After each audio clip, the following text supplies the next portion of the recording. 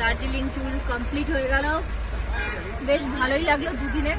তবে আমার মনে হয় দার্জিলিং এর 3 দিন থাকলে আরো বেশি ভালো লাগে, কারণ তাহলে সাইট সিইং গুলো পুরোপুরি কমপ্লিট হয়, প্লাস মেলের মধ্যে থাকলে না 3 দিন থাকাই যায় মিনিমাম। আর মানে 3 nights 4 days, এটা দার্জিলিং এর জন্য প্রথমবার যারা আসবে পারফেক্ট। 4 nights 5 days ও করতে পারে, সেটা আলাদা ব্যাপার, কিন্তু 3 nights 4 days হচ্ছে পারফেক্ট হবে যারা ফার্স্ট টাইম আসবে।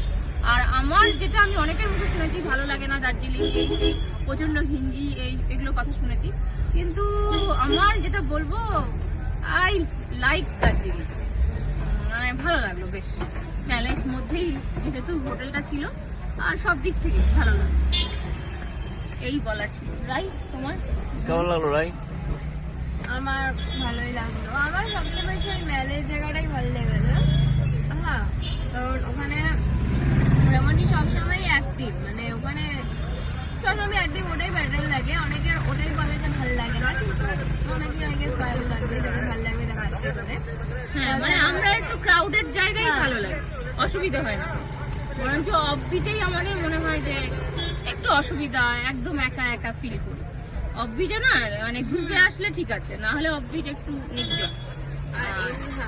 আর এখানে তো ফ্যামিলি শুধু আসলে ফ্যামিলির সাথে আসলেই চলবে, গ্রুপ থাক না থাক এত লোক যে কোনো অসুবিধাই হয় না, তো ভালোই লাগলো।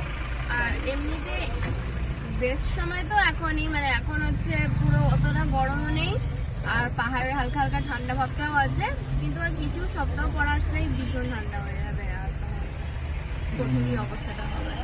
না, যারা ঠান্ডা ভালোবাসে তাদের কোনো অসুবিধা হবে না।